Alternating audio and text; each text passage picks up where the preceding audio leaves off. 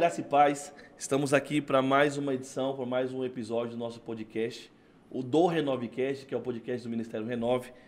Somos gratos a Deus por mais uma oportunidade que Ele nos dá para poder estar expressando a palavra de Deus. Estamos aqui com o pastor Marco Leocárdio, que é o nosso convidado de hoje. Mas antes dele falar alguma coisa, eu queria pedir para você se inscrever no nosso canal do YouTube. Entra lá no nosso canal do YouTube, já está o primeiro episódio disponível para você. Se inscreve no canal aí, curta as mensagens, compartilha com alguém, porque é de muita importância para a gente e para todo o trabalho que tem sido feito. Também segue a gente lá no Instagram, Renovecast, @Renovecast. Lá por dentro você vai ficar por dentro dos convidados, dos cortes que está acontecendo. Então eu tenho certeza que esse episódio Deus vai falar com você, Deus vai falar com a sua vida, com a sua família. Tenho certeza que será marcante para você, tá bom? Estamos aqui, pastor Marco Leocárdio. Deus abençoe. Primeiramente, muito obrigado por aceitar nosso convite. Que Deus possa continuar abençoando você, sua família e toda a sua casa. Olá, queridos. Deus abençoe. Pai do Senhor Jesus Cristo, gostaria de agradecer aqui, primeiramente, ao Senhor Jesus por estarmos aqui e podemos compartilhar, né, um pouquinho da palavra de Deus e da nossa história.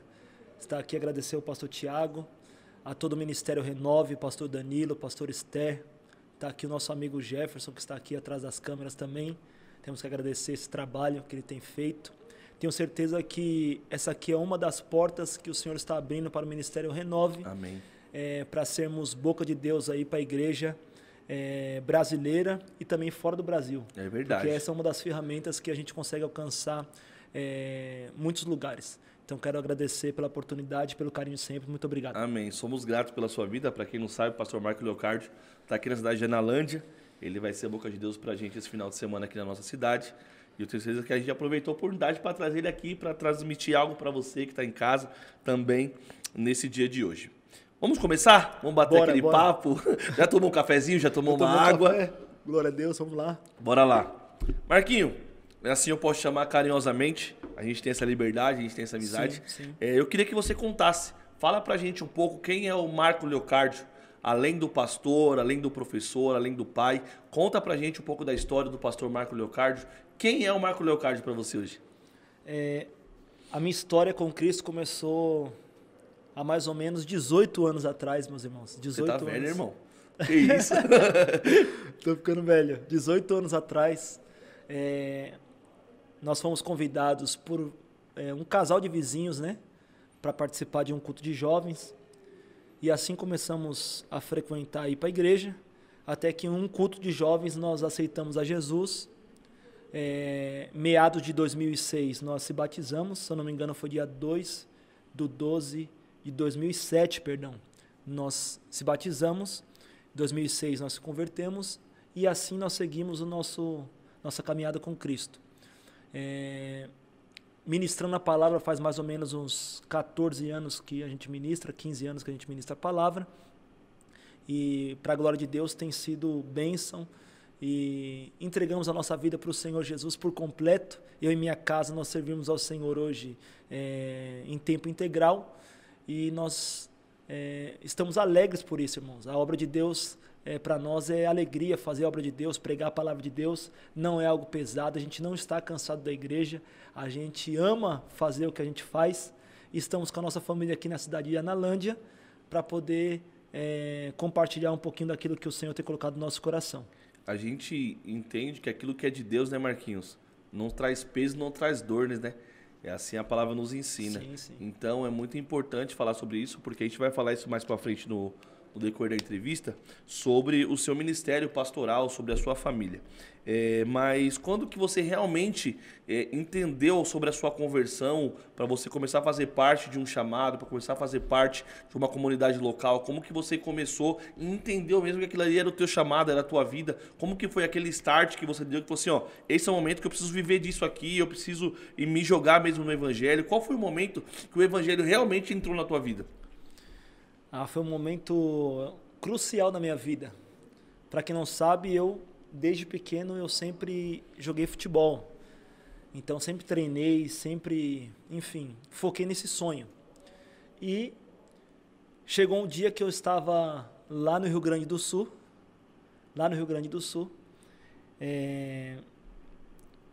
e eu fui orar, né? Resolvi orar numa madrugada. Estava no hotel, tinha empresário, enfim. E fui orar. E no momento em que eu estava orando, o Espírito de Deus falou comigo naquela madrugada. Uau. E falou assim para mim, o que você está fazendo aqui? Aí eu falei, Espírito Santo, estou atrás do meu sonho, né? Eu com 17 anos de idade, aquele negócio todo, né? A esperança da família, de mudar de vida financeira. E o Espírito Santo falou assim para mim, não é isso que eu tenho para você. O que eu tenho para você está no meu altar. E aquilo foi muito forte, aquela mensagem do Espírito Santo. E logo após, no outro dia, eu já liguei para o meu pai, já liguei para o empresário falando que eu iria abrir mão, que eu ia embora.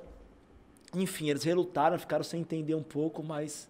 Você veio de uma família cristã? Não. Não veio. Não tinha nenhum vínculo com o evangelho, com o cristianismo, nada. Só eu era cristão em casa. Só você era cristão. E como que o seu pai entende essa situação de abrir mão de um sonho para poder fazer parte do evangelho de Cristo? Agora imagine eu explicar isso pro meu pai. Uau! Eu liguei pro meu pai e falei assim, pai, eu tô indo embora porque Deus tem uma obra na minha vida. Foi essas palavras que eu usei para falar com meu pai. Aí meu pai foi... Estava no Rio Grande do Sul. Rio Grande do Sul. Aí já com toda a carreira preparada, pronta. Já era profissional na época. Já tinha jogado no Campeonato Paulista aqui em São Paulo. Tinha ido pro Rio Grande do Sul para tentar entrar num dos grandes times, Grêmio, Internacional, algum dos times. Estava treinando com empresário, com treinador, tudo. Tinha preparador físico, tinha tudo. Tinha academia, enfim, toda a estrutura necessária que o jogador precisa. Aí eu usei essas palavras pro meu pai. Pai, tô indo embora porque Deus tem uma obra na minha vida. E ninguém na minha casa era convertido. De repente meu pai vai e fala assim para mim, se você ficar aí, filho, eu vou para a igreja. Uau! E aí? Qual foi a tua resposta? Essa foi as palavras que meu pai usou. Se você ficar aí, eu vou para a igreja. Eu fiquei alguns minutos em silêncio. Aí eu lembrei do texto bíblico que diz assim, aquele que ama mais pai, mãe, filho, marido, esposa, mais do que a mim, não é digno de mim. Uau! Mesmo assim eu falei, pai, mesmo assim eu vou. Enfim, Deus trabalhou, naquele momento eu entendi que foi um start de Deus, que Ele queria eu na obra. Mas claro, ainda trabalhei secularmente falando, mas depois de um bom tempo, ainda trabalhando mais ou menos uns 8 a 10 anos trabalhando secularmente, aí foi o desvincular mesmo do trabalho secular para somente trabalhar para Deus. Conheço o pastor Marcos já há muitos anos.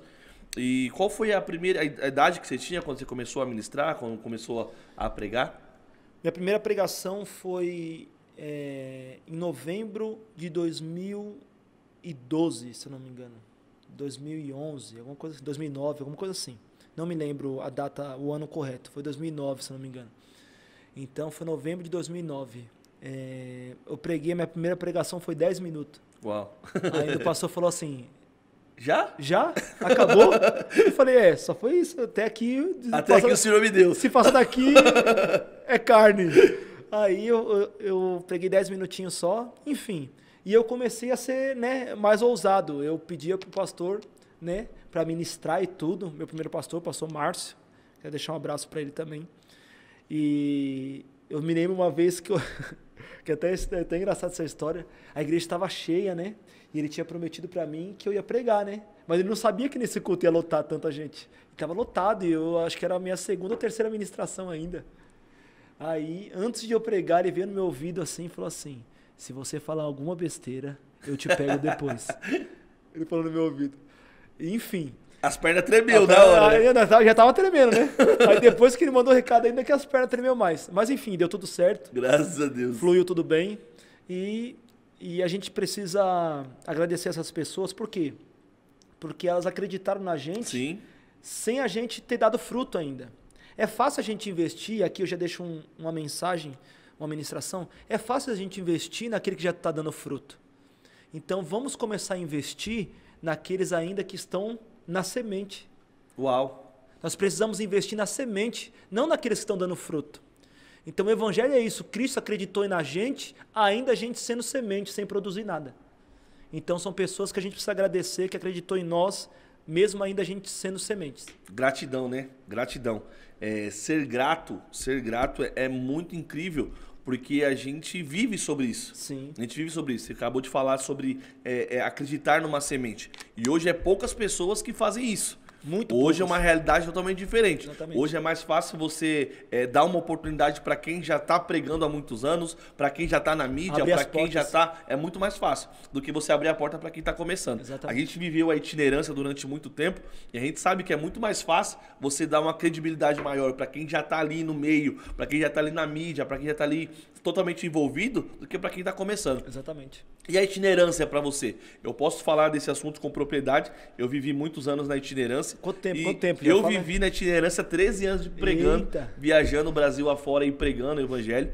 Até o momento que Deus falou assim, agora é o momento de dar uma segurada.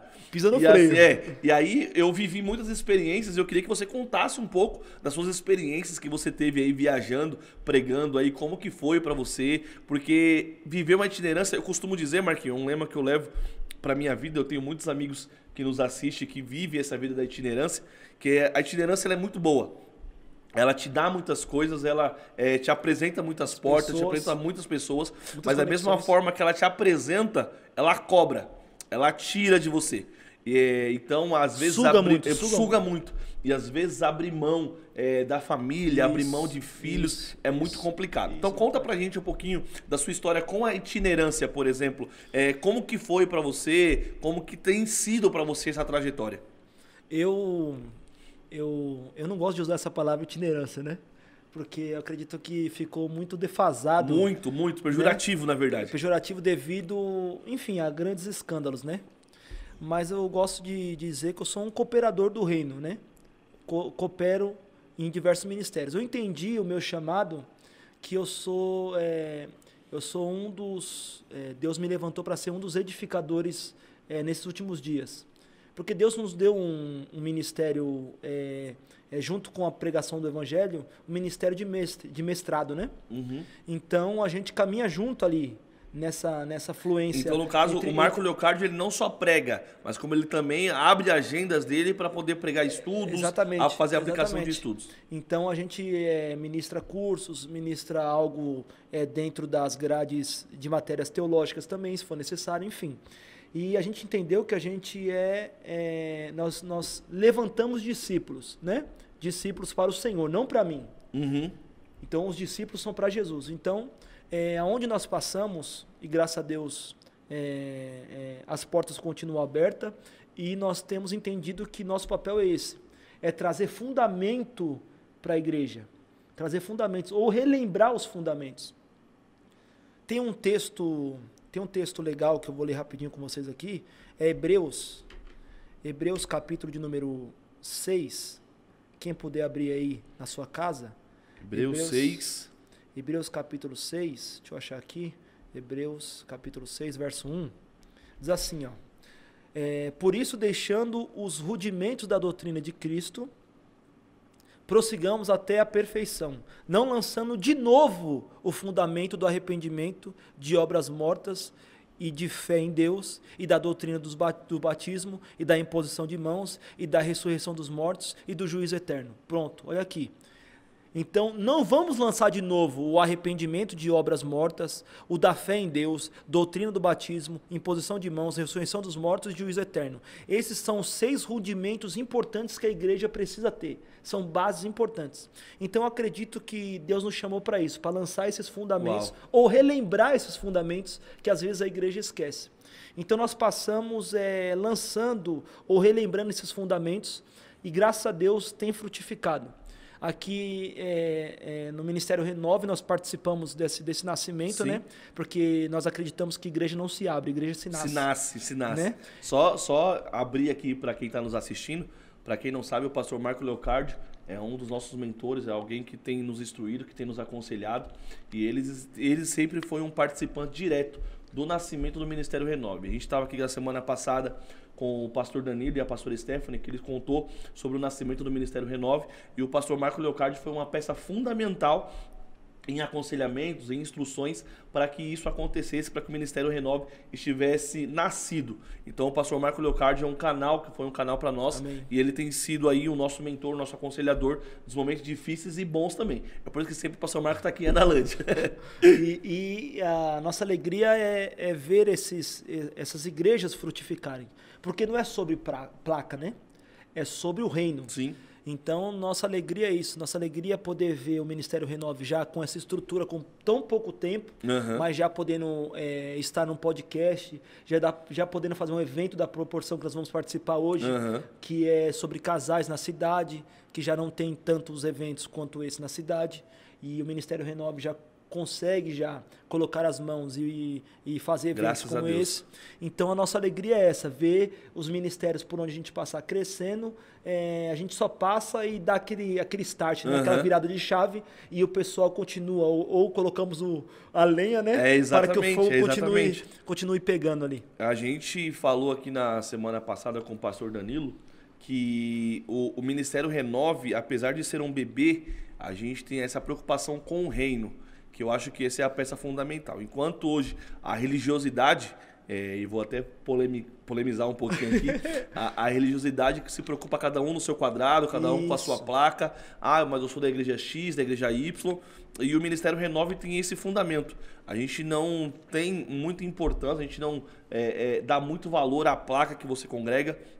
É claro que a gente tem um segmento, a gente tem um estatuto a ser cumprido, porém a nossa preocupação é o reino de Cristo. Sim. E isso é muito importante. Então, para quem está conhecendo o pastor Marco Leocádio pela primeira vez, ele é um pregador interdenominacional. Ele prega em qualquer ministério, né, Marquinhos? Muito bom. Ele prega em qualquer igreja, qualquer lugar que chama. E eu creio nessa teologia. A teologia interdenominacional. É isso.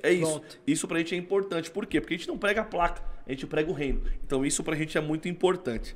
E como veio o casamento, Marquinhos? Como que chegou o casamento? Aonde que você conheceu a Brissane? Como que foi aí o relacionamento de vocês? Como que vocês chegaram ao casamento? E conto um pouco mais além. Como que ela aceitou o seu ministério, a sua chamada? Como que ela entendeu essa tua chamada? Eu quero agradecer a Deus pela minha esposa, primeiramente, aqui também. Incrível. Mandar um beijo para ela aqui.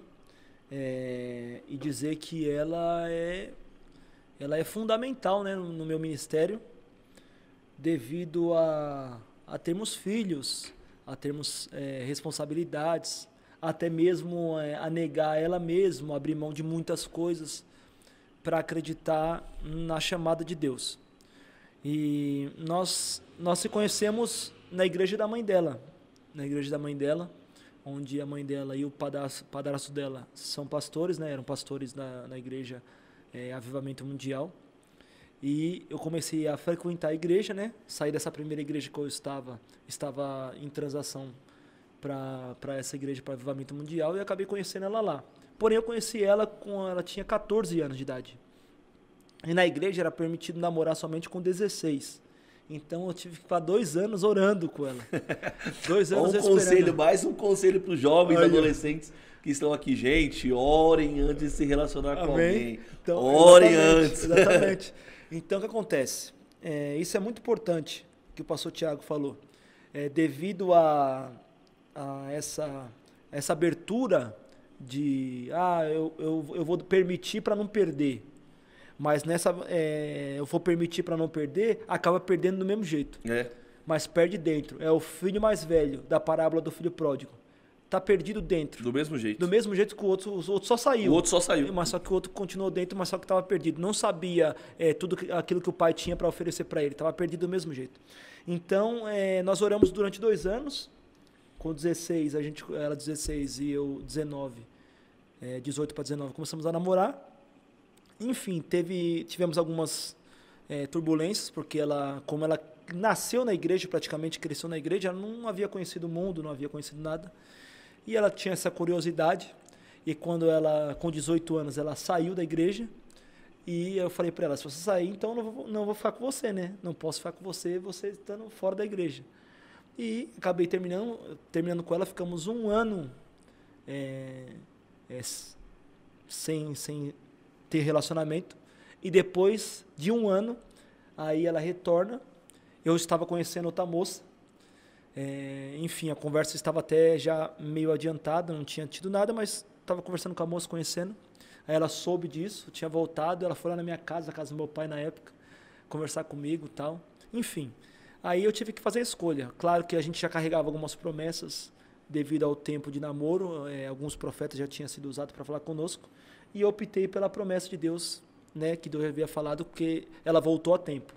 Então, eu optei por ela e nós se casamos logo em seguida, depois de 10 meses que a gente retornou. A gente procurou uma igreja, que é a igreja que a gente está agora, para casar, e acabamos ficando lá, que é a igreja Missão Mundial Tabernáculo de Profetas, o apóstolo Gilson. Que é uma igreja top lá em São Paulo. Apóstolo Gilson, bispo Adriana, meu apóstolo, minha bispa. Procuramos lá para casar, porque na época eles tinham buffet e tudo mais. E acabamos ficando lá, estamos lá já fazem 10 anos. 9 anos de casado e 10 anos lá de ministério. Olha que top, que incrível. Então, Marquinhos, vamos aproveitar a oportunidade, já que a gente está falando de casal, de casamento, e hoje a gente vai estar participando de um encontro de casais.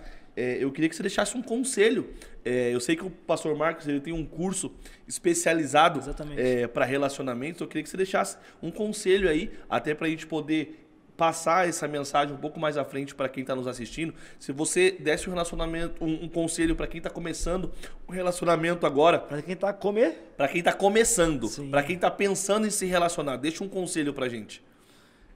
O conselho que eu daria para esse jovem, né, que normalmente é um jovem, ou até um adolescente, ou um rapaz, é o seguinte: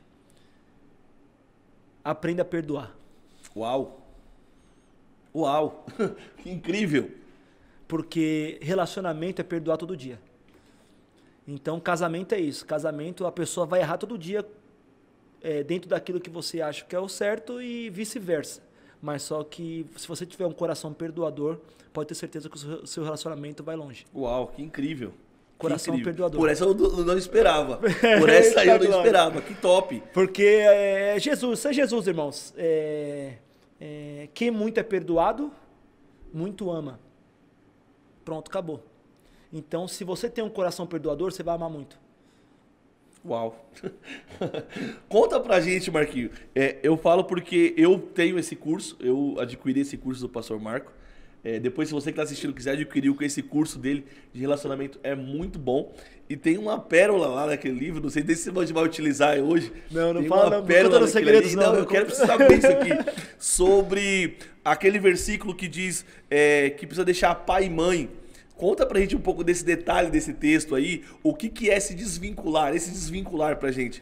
Essa pérola mexeu comigo, gente, mexeu comigo. Deixar pai e mãe. Eu costumo dizer que é deixar pai e mãe em 3 esferas, né? Na esfera geográfica, emocional e financeira. Uau. Precisamos deixar pai e mãe nessas 3 esferas. Então, quando a gente vai se casar, nós precisamos assumir o nosso lugar. Qual é o nosso lugar? Deixar pai e mãe. Cortar esse cordão. Normalmente tem pessoas que casam e vão morar com seus pais, vão morar na casa de cima, na casa do fundo e etc. Claro que no momento de precisão ou no momento de socorro é válido devido a... Toda regra tem sua exceção. Exatamente, né? Devido a uma situação financeira, devido a um aperto e etc. Mas se você for se casar, você deve procurar a sua casa. Você deve procurar a sua independência geográfica, financeira e emocional. Então você acredita naquele dito que quem casa quer casa. Exatamente, pronto. Quem casa quer casa. Então, por quê? Você precisa viver as suas experiências. Segundo lugar, você precisa quebrar ciclos de derrota da sua casa. Porque os seus pais ou seus avós viveram ciclos de derrota. Talvez no matrimônio, talvez financeiro. E Deus quer quebrar isso em você. Não tem como Deus quebrar isso se você estiver no território onde aconteceu essa situação. Uau. Então você precisa viver o seu ciclo para que Deus possa quebrar ciclos de derrota.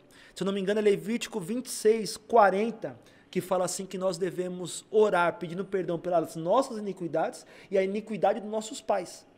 Então nós precisamos entrar num lugar de intercessão, fazer essa oração para que Deus possa quebrar esses ciclos de derrota e nós, a partir de nós, nossos filhos, serem abençoados e viver um ciclo de bênção.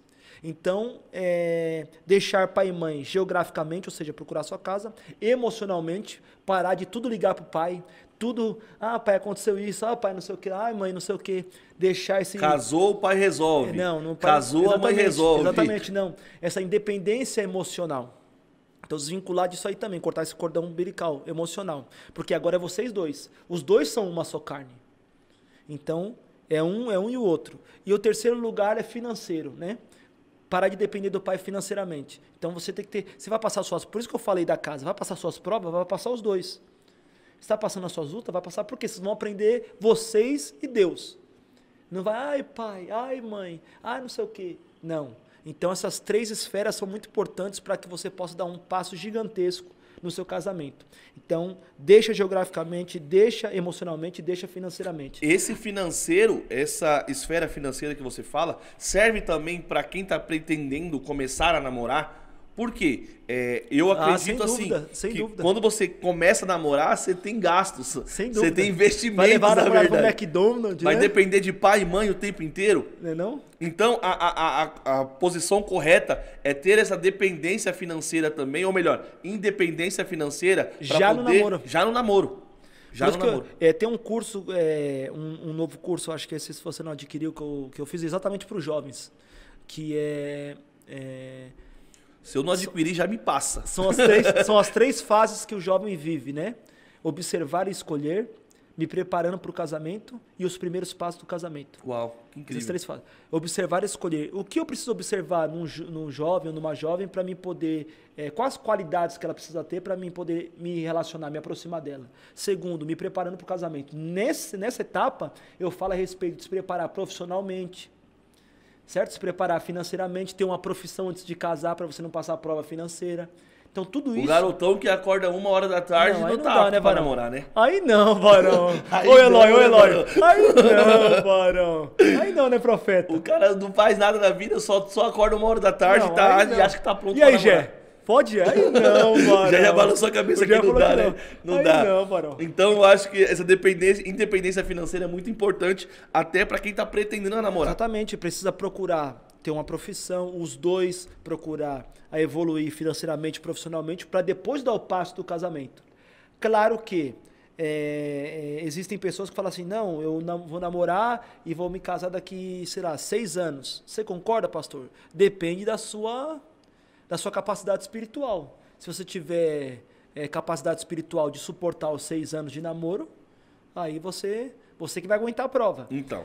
Agora, na minha opinião, a pessoa que for namorar e para casar, ela precisa ter uns certos objetivos. Por exemplo, a gente vai namorar para casar, certo? Então vamos fazer um curso aqui para melhorar a nossa vida financeira, os dois, e casamos. Depois de casar, um faz a faculdade, o outro depois faz a faculdade, depois a gente tem filho. Cria uma estrutura, né? Exatamente, pronto, algo planejado. Claro que a gente sabe que tem os planos de Deus que são maiores que os nossos, mas claro, a Bíblia fala assim que nós não devemos construir uma torre, né?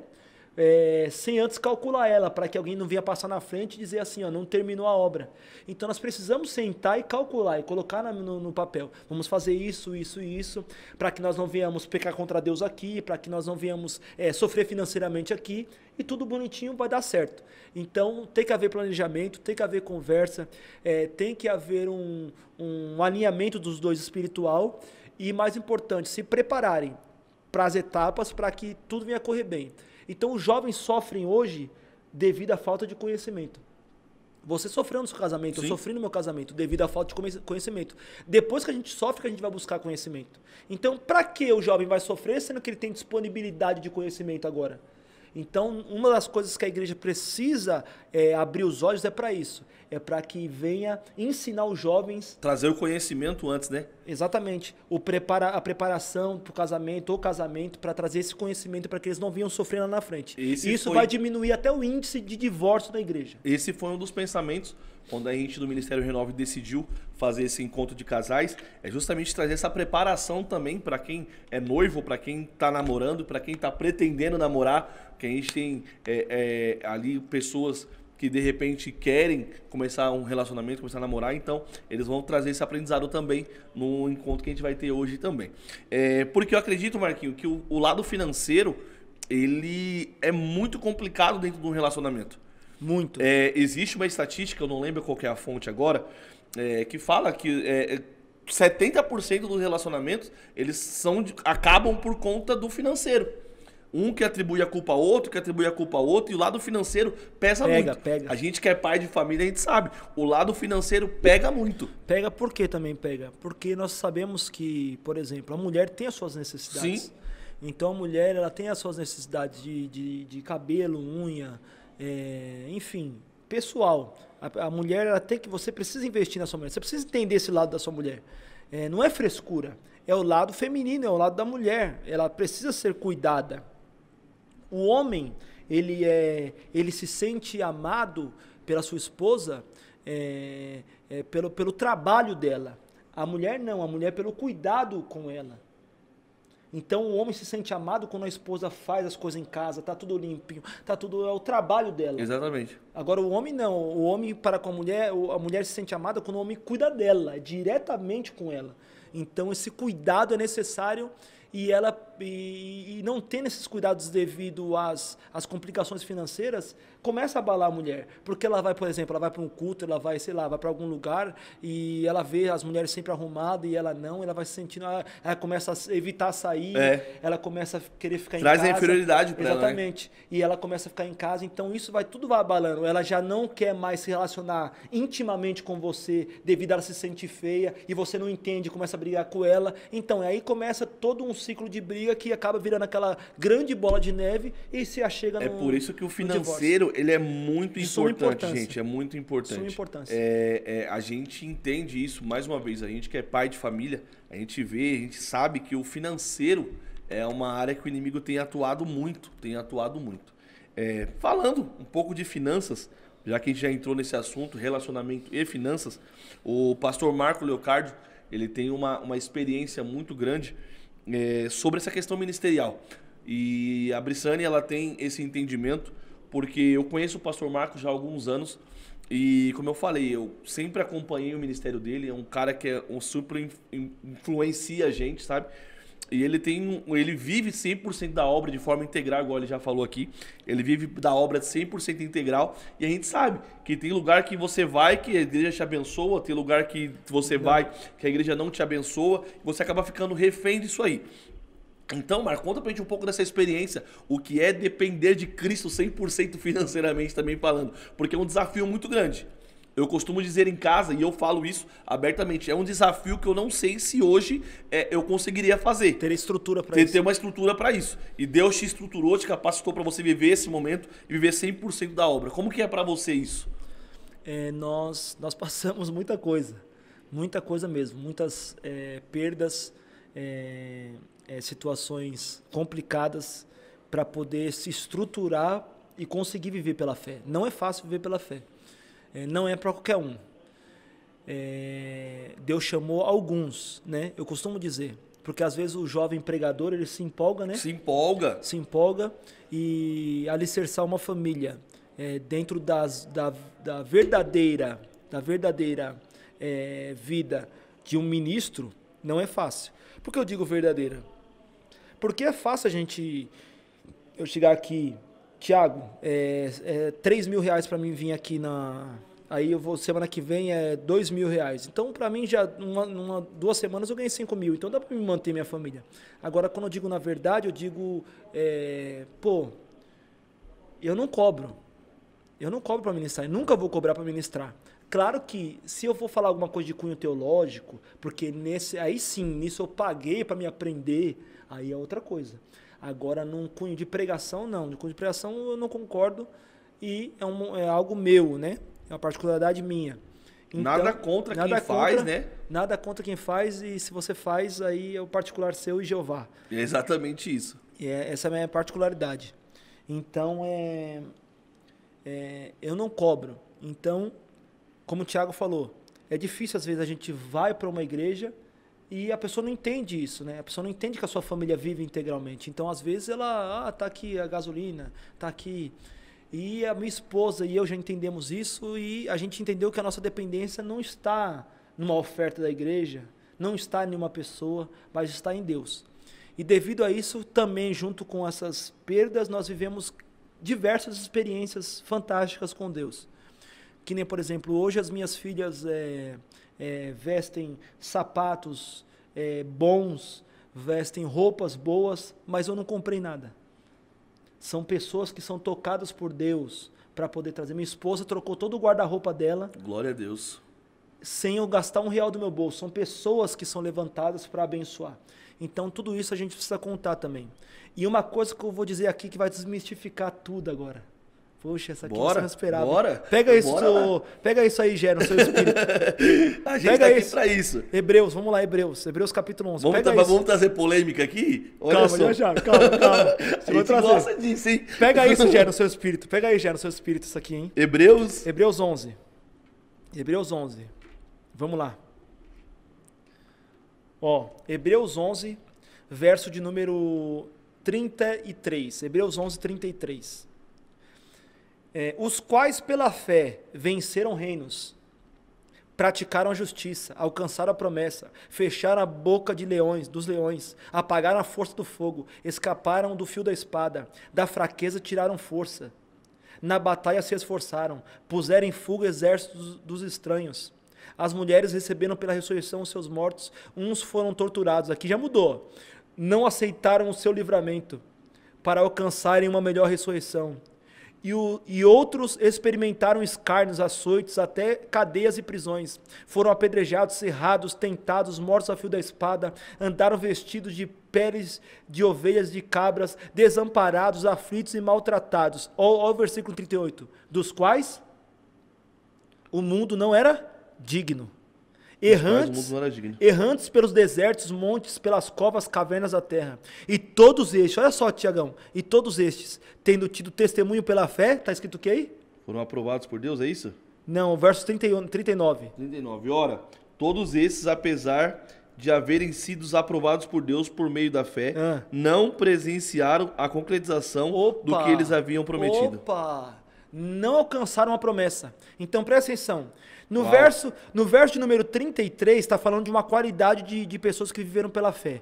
No verso 36, está falando de outra qualidade de pessoas. Do verso 33, pessoas que venceram. Eles falam assim, venceram reinos, praticaram justiça e tal. Já no verso 36, fala que esses participaram de escárnios, açoites.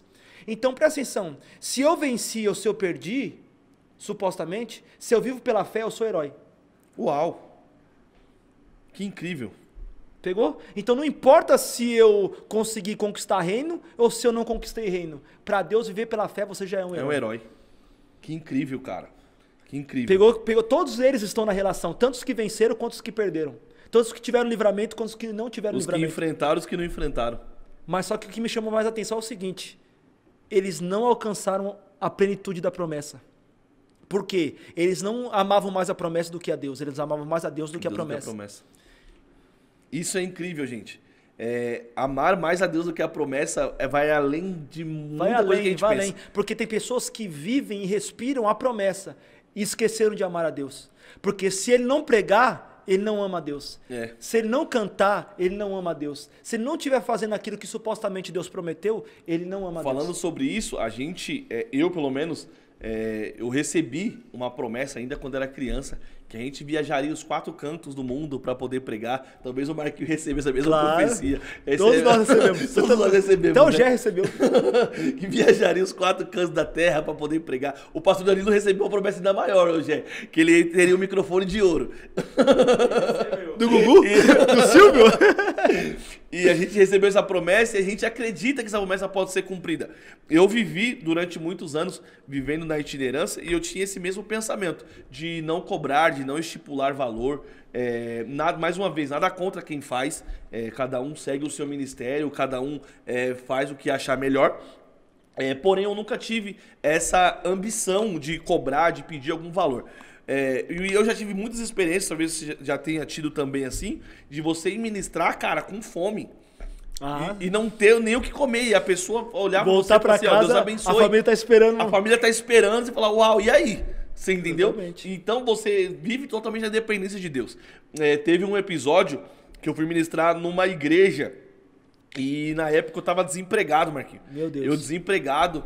E aí eu liguei pro pastor, eu falei, pastor, providencia pra mim pelo menos o transporte pra mim poder chegar na igreja. Na época eu morava em São Paulo ainda e a condução daquela época era R$3 o ônibus. Era R$3 a passagem. Hoje nem sei quanto tá mais lá em São Paulo. E aí eu pedi pro pastor, falei, pastor, providência pelo menos um transporte pra mim.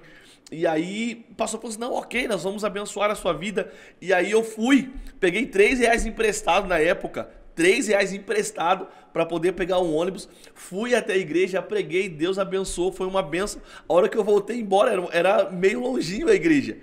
Pra quem é de São Paulo sabe, eu morava no Jardim Brasil e fui pregar na Vila Maria Alta. Então eu tinha que pegar um ônibus. E eu cheguei na igreja lá, tal, preguei, foi uma benção. A hora que acabou o culto, o pastor sumiu, a pastora sumiu, os obreiros sumiu. Daqui a pouco me aparece um obreiro com um envelope cheio de moeda pra poder me dar. Ele me ofertou naquele dia R$3 em moeda de 10 centavos. Olha que casa, eu olhei assim, eu falei, Deus, o Senhor conhece meu coração, conhece minha verdade. Então, às vezes você vai para um ambiente para poder entregar uma mensagem, você é fiel à mensagem e Deus conhece o teu coração. Como já aconteceu, de eu chegar num estado para poder pregar, dessa mesma forma, eu pedi, gente, me abençoa só com transporte. Esse sempre foi o meu lema. Me ajuda com transporte. Me ajuda a chegar. Me ajuda a chegar. Que aí a gente se vira. E chegando nesse estado, Deus abençoou com roupa, com terno, com sapato, com uma oferta. Então a gente que vive nessa dependência é muito bom, mas ela é muito arriscada também. Muito arriscada. Muito arriscada. A gente enfim, vivemos também grandes milagres, né? Tipo de... todo mundo estamos no culto, né? Participando do culto, aquela glória tremenda, mas... e depois do culto? Por exemplo, o que a gente vai comer depois do culto? E o depois do culto? Não tinha o que comer. E de pessoas nos abençoarem com lanche, ou de pessoas chamarem a gente para sair, para comer e pagarem. Enfim... São coisas, irmãos, que é viver no limiar mesmo. É no limiar ali. Você tem que ter muita fé e não murmurar. Porque tem dia que vai acontecer, mas tem dia que não vai acontecer. E o dia que não acontecer, talvez vai ter um pão lá, um pãozinho com manteiga e um café. Glória a Deus. Glória a Deus. Você come um pãozinho com manteiga e café e dorme. Esses dias eu aprendi, da última vez que o pastor Marco veio aqui, ele falou assim, eu como o que põe na mesa. A gente tinha uma preocupação em servir algo que ele gostaria de comer, e aí ele falou assim, a gente come o que põe na mesa. Exatamente. Então isso é o importante. E eu aprendi com isso, Marquinhos, talvez você vai entender melhor sobre isso, porque eu já não vivo mais essa euforia de viajar assim, para poder pregar fora. Mas hoje eu entendo que tudo aquilo que você planta, um dia você vai colher. Sem dúvida. E a lei da semeadura. Se você planta na vida de alguém, uma hora você vai colher. E é nesses momentos. Porque eu sempre trabalhei com eventos, sempre fiz muitas campanhas, muitos congressos. A gente faz eventos até hoje. E eu gosto de trazer mesmo amigos, eu gosto de trazer pessoas que são de Deus. E a gente investe, a gente aplica, a gente oferta, a gente semeia. A gente precisa e deixar isso quando claro. era a minha vez, a gente colhe também. Sim. A lei da semeadura ela é muito importante. O reino funciona assim, né? Na semeadura. Então, pessoas que viveram grandes coisas são pessoas que entregaram muitas coisas. Então, investiram muitas coisas. Nós precisamos investir para que nós possamos vivenciar coisas grandes da parte de Deus. Cara. Viver da obra e viver pela fé é difícil. Eu posso dizer, eu acompanho a história do Marquinhos e eu falo, cara, você é muito de Deus por conta disso. Nem todo mundo teria essa estrutura para poder passar. A tua família é estruturada hoje por conta disso. Eu tenho que agradecer, como disse aqui minha esposa, devido a essas situações que a gente estava falando aqui. Então, às vezes, ela abre mão, sim, de algumas coisas, porque não tem. É um momento que não tem. Quando tem, tem. Quando não tem, não tem. Ela entende que não tem e ela abraçou a ideia e eu posso dizer hoje que Deus tem levantado ela também, né? Ela tem sido convidada também para ministrar e ela tem carregado uma palavra também de Deus e isso é tremendo. Isso é poderoso. Então, é nesse cenário, vamos dizer assim, nesse cenário difícil que Deus tem nos levantado e nos dado voz. Então, você, pastor que está nos assistindo aqui, convide pastor Marco Leocardo, pastora Brissani, convide eles, porque são um casal de Deus, casal homem e mulher de Deus, que tem algo para poder oferecer para a tua igreja. Marquinho, vamos falar um pouco de pastoreio? Eita, glória. Eu sei que você também cuida de pessoas, que você aconselha pessoas, que você cuida de pessoas. Sim. E como é para você, além de exercer o pai de família, o pregador que viaja para cima e para baixo para poder pregar, como que é o pastor Marco Leocardo? Como que é no momento de aconselhamento? Como que você trabalha dessa forma?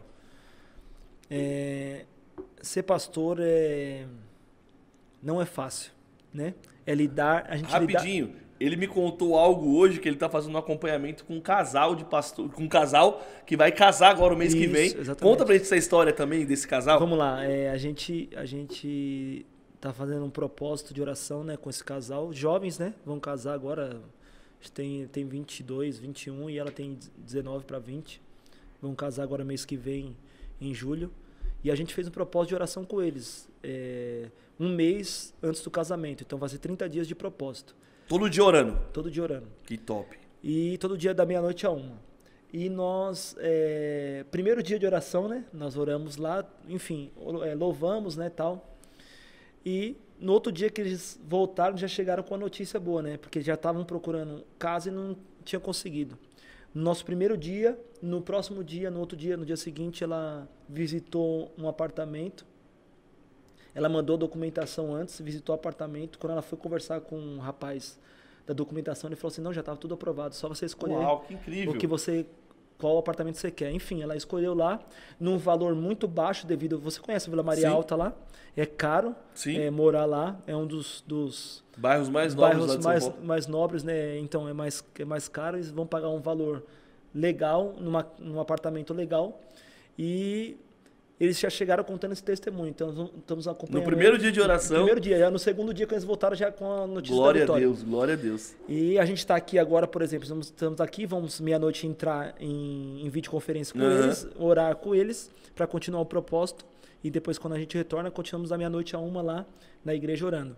E a nossa alegria é essa, é ver as pessoas, né, se desenvolvendo. Como a gente estava conversando um pouquinho antes de começar o podcast, pastor lidar com o emocional de pessoas sempre.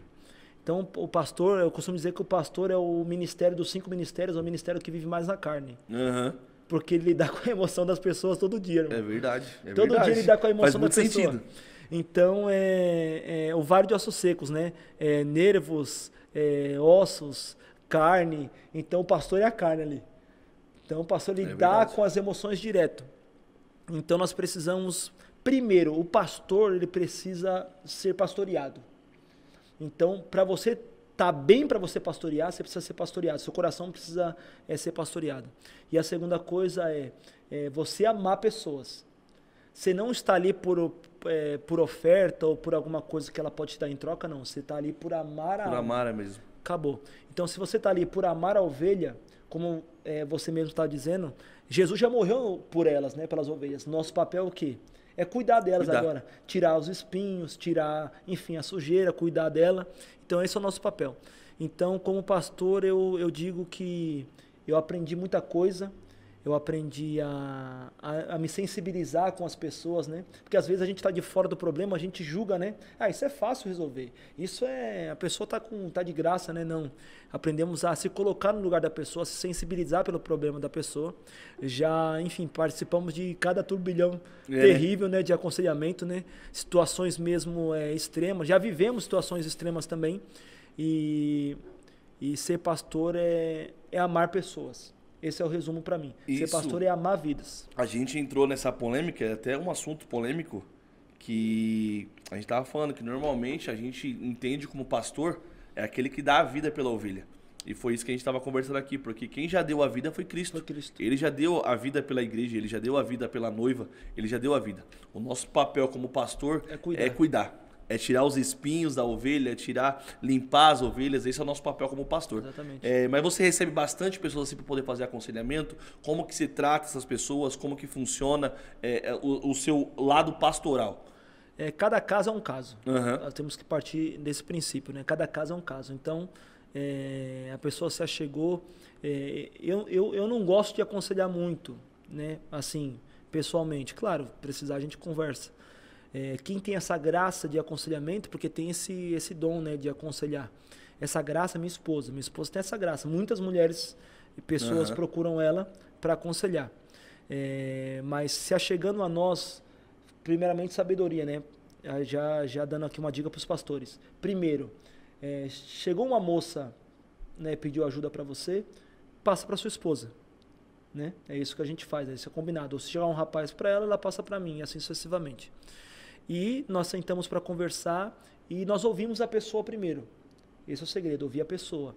E aí, qual é a situação? E cada caso é um caso, por quê? Porque a gente fala assim, por exemplo, você vai abrir uma pauta aqui. Separação sem adultério.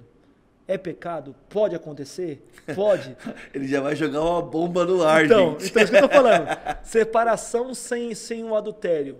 Pode. É bíblico. É onde a gente se respalda, né? Então, cada caso é um caso. às vezes não aconteceu um adultério Do ato. no ato, mas aconteceu, por exemplo, uma agressão emocional, né? Não chegou a ser física ainda, mas emocional, ou até mesmo física. E isso já são pontos graves ou gatilhos graves de haver uma separação. Então, nós precisamos saber, cada caso é caso. Cada caso é um caso, então precisamos sentar. E o mais importante de tudo, chegou qualquer escândalo para você que é pastor, não espalhe esse escândalo. Tente resolver o escândalo, né? Tente resolver da melhor forma aquele escândalo. Não vai na rede social e mete a boca no trombone, né? Como diz. Porque a Bíblia fala assim, ai daquele por quem vier o escândalo. Não estou falando daquele que pecou, porque o que pecou, se espalhar, já está no escândalo. Mas se esse pecado não se espalhou, se você, pastor, ouviu e espalhou, o escândalo veio por você. Então, você que vai pagar o preço daquele escândalo. Olha, e você falando assim, me trouxe um lembrete na minha mente. Gé, guarda esse ponto aí para fazer um corte para mim, Gé. Pelo amor de Deus. Não. Eu acabei de lembrar aqui de um texto de João 4, a gente vinha falando sobre isso no caminho. O texto de João 4, quando Jesus está na fonte, que ele encontra a mulher samaritana, a Bíblia vai dizer que ele está cansado. E ele senta ali no poço. Só que ele não senta com os 12 discípulos. No caminho ele vem com todo mundo. E aí ele pede para os discípulos ir comprar alguma coisa. Ele despede os discípulos, enquanto isso a mulher está vindo. De repente, não foi para poder expor a situação da mulher. Jesus precisava pastorear aquela mulher. Pronto. Esse é o grande detalhe da vida de um pastor. Isso mudou a chave da minha mente. Por quê? Jesus ele despede os discípulos para os discípulos nem ouvir o que estava acontecendo. E aí ele trata a mulher não precisava expulsar o demônio, não precisava fazer imposição de mão nelas. Jesus só podia fazer um aconselhamento para ela. E foi o que Jesus fez. Aconselhou aquela mulher, a vida dela foi totalmente transformada. Ela nunca mais foi a mesma. Então, não precisa expor, igual você acabou de falar, não precisa expor o problema que aquela pessoa está tendo. Um aconselhamento pastoral é você trazer para perto e cuidar daquela pessoa, trazer a solução para aquilo. É isso mesmo. Então, mano, a vida pastoral, cara, ela é muito boa. Por quê? A gente desmistifica muita coisa. Quando a gente aprende, por exemplo, o Marco citou algo aqui que é muito peculiar. Lembrando que cada caso é um caso. Antigamente, quando havia uma agressão física ou se havia uma agressão até mental mesmo, mandava-se orar. Vai orar. A religiosidade antigamente falava assim, vai orar. Hoje em dia, a gente precisa entender qual é a situação.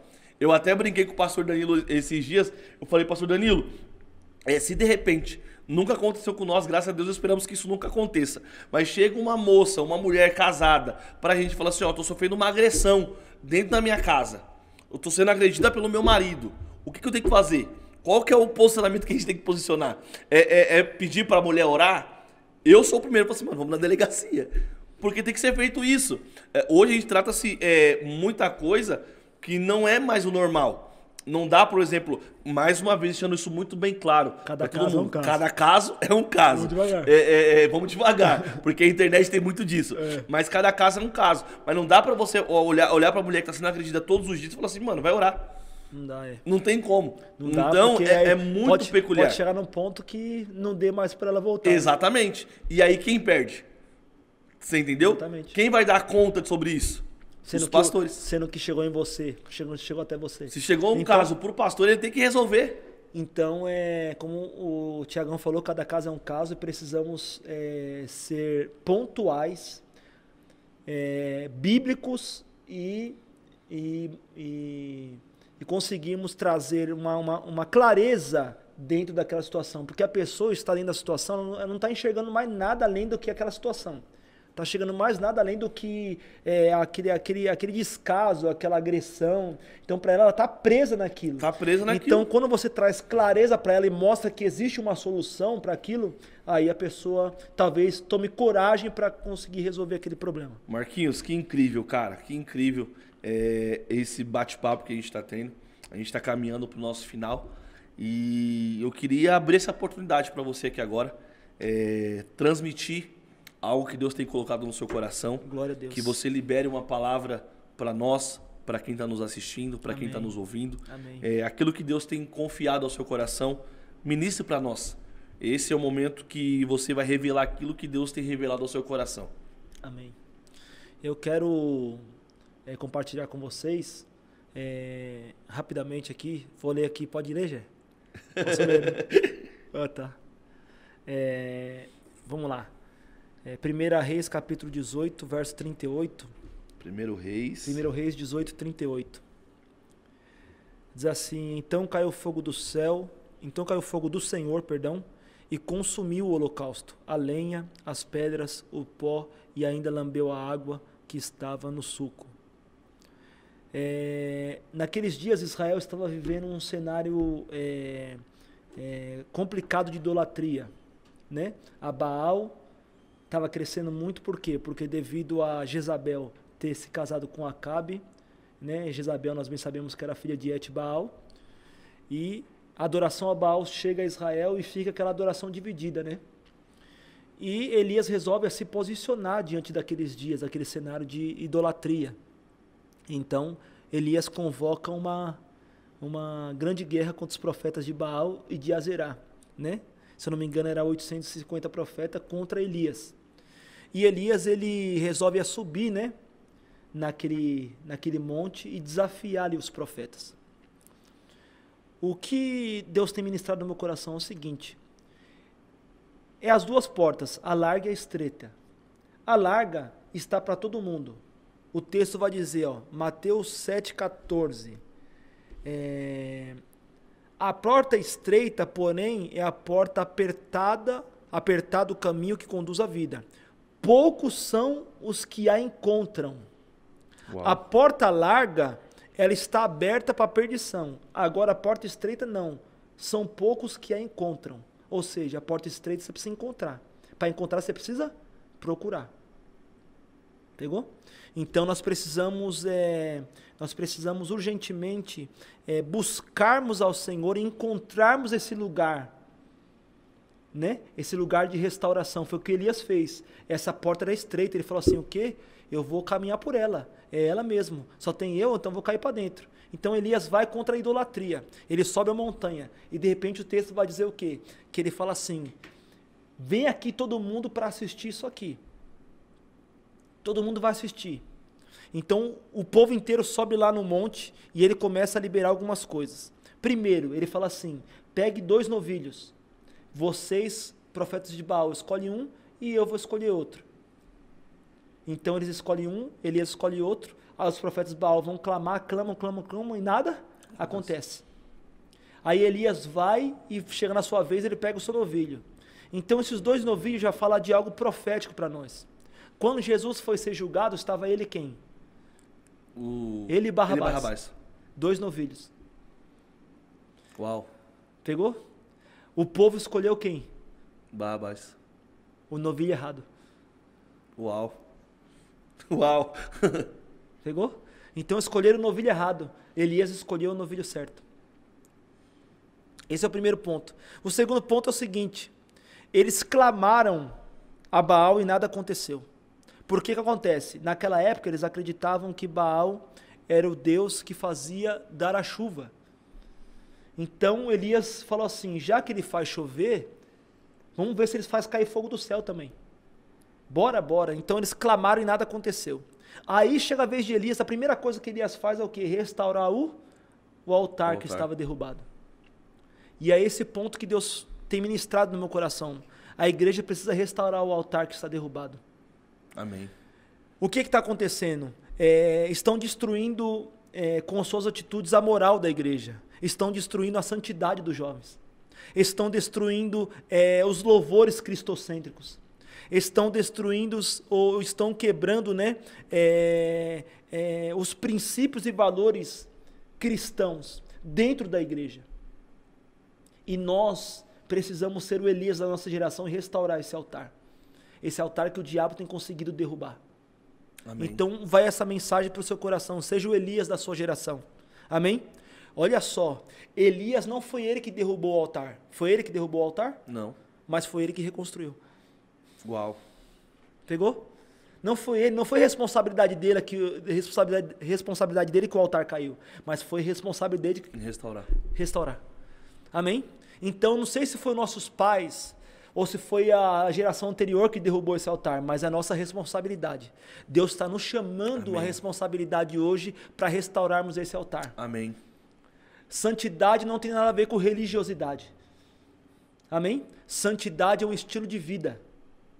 A Bíblia fala assim que sem santificação ninguém verá Deus. Precisamos diferenciar santificação de santidade. Santificação é o que Cristo deixou para nós. É um depósito em juízo.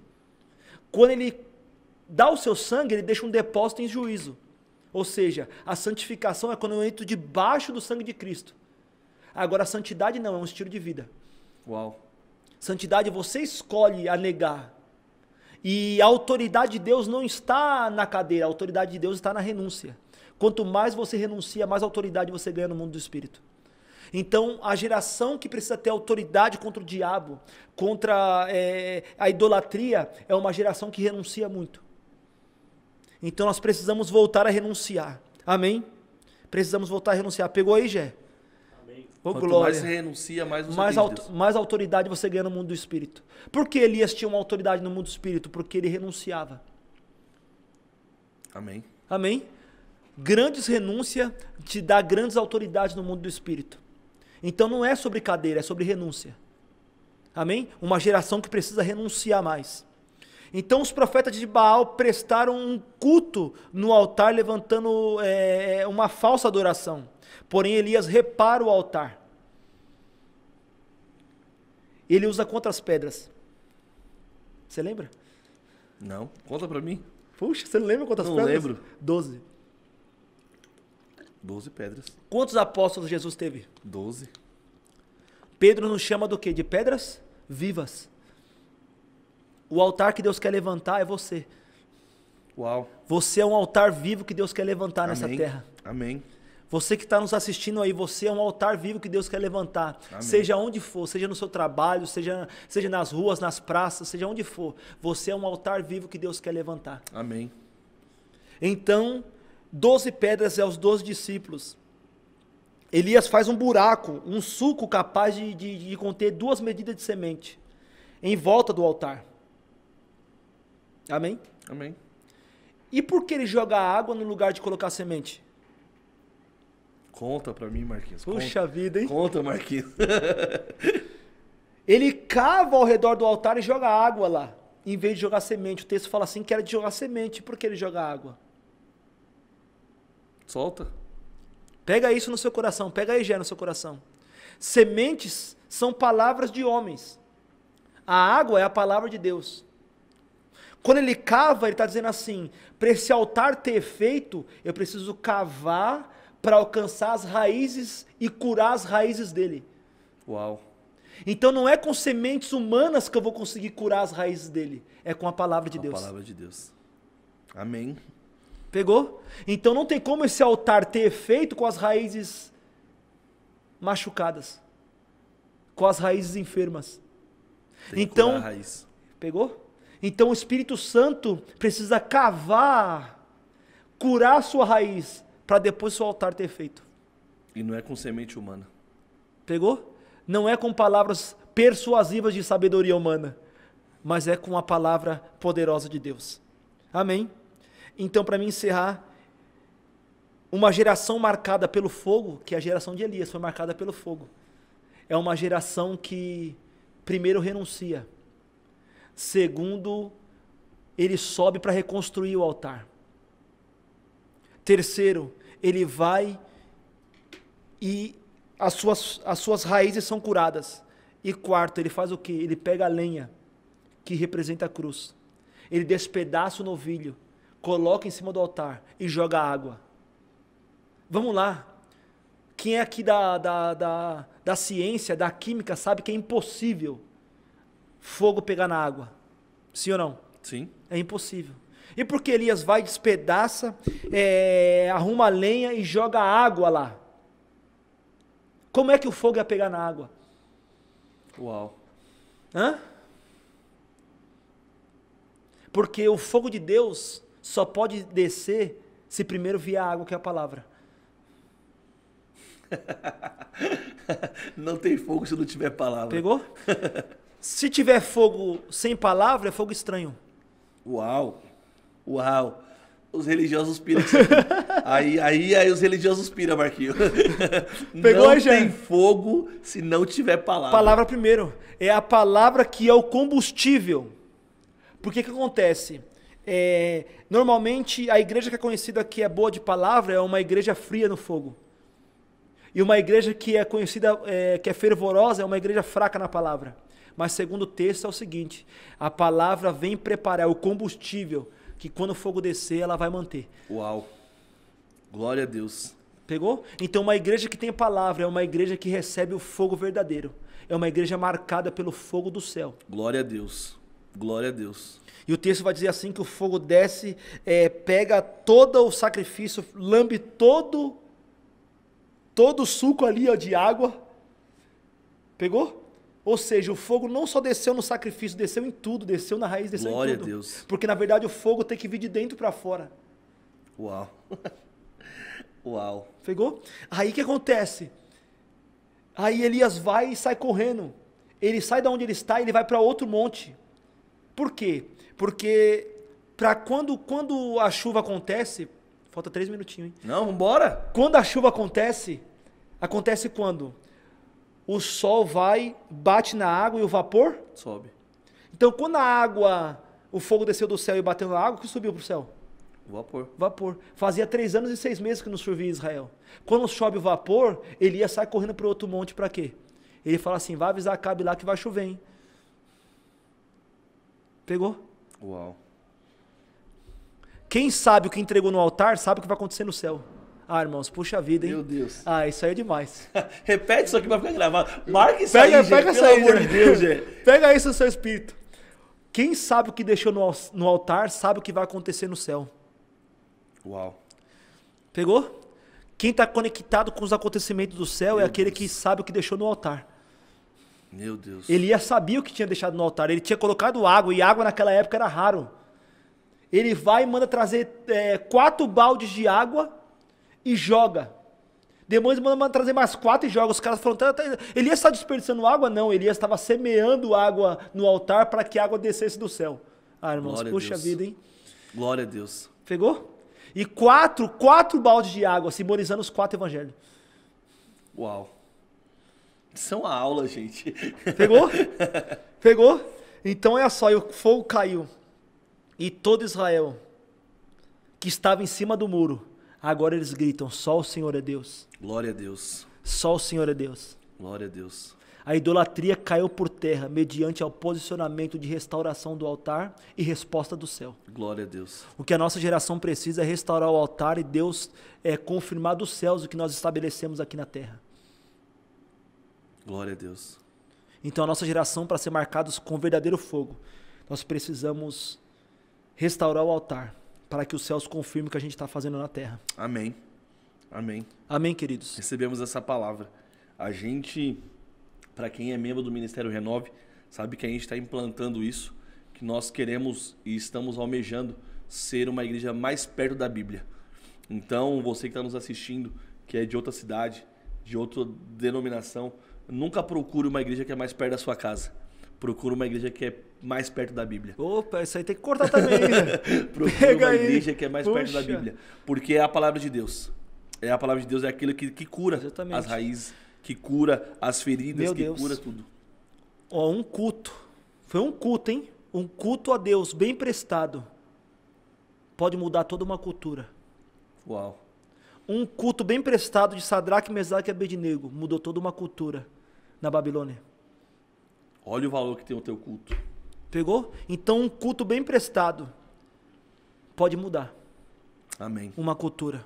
Então, às vezes a gente quer aquelas receitas mirabolantes para poder mudar, né, uma nação. Na verdade, só precisamos prestar um bom Um culto. culto verdadeiro. Um culto verdadeiro pode mudar toda uma cultura, porque a palavra cultura vem de culto. Uau. Marquinho, mano, obrigado. A nossa palavra hoje aqui para você é muito obrigado. Que isso. Galera, estamos chegando ao final de mais um episódio. Esperamos que você tenha sido edificado. Mais uma vez, Marquinhos, obrigado pelo carinho. Que isso. Obrigado por atender a gente mais uma vez. Estamos juntos. Pra gente é um privilégio te receber aqui sempre. O Ministério Renove está de portas abertas, escancaradas para você, para sua família, para sua casa. Você sabe que você é bênção do céu não só pra gente, mas como para muitas pessoas. Então somos gratos. Antes do Marquinhos dar os recados finais dele, eu queria pedir mais uma vez, você que ficou aqui até o final, você que ainda não é inscrito no canal, se inscreve aí no canal. Tá vindo coisa boa aí. Curte aí, compartilha a mensagem, porque pessoas precisam ser alcançadas, tá bom? Segue a gente também lá no Instagram, @renovecast. Acompanhe tudo lá, gente, porque eu tenho certeza que você vai ser edificado e pessoas vão ser edificadas. Marquinhos, suas considerações finais. Mais uma vez, minha gratidão em nome do Ministério Renove. Muito obrigado por vocês estar aqui com a gente aqui nesse dia de hoje. Eu quero agradecer mais uma vez a vocês, né, pelo carinho de sempre, a recepção. E eu quero louvar a Deus por essa conexão, né, no reino. Estar com vocês sempre é bênção. Deus tem feito grandes coisas e eu profetizo isso sobre a Analândia, sobre, enfim, as cidades vizinhas aqui, que eles possam receber algo dos céus que venha marcar aí essa geração. A gente está precisando desse avivamento que vai começar de uma maneira individual para alcançar a maneira coletiva. Amém.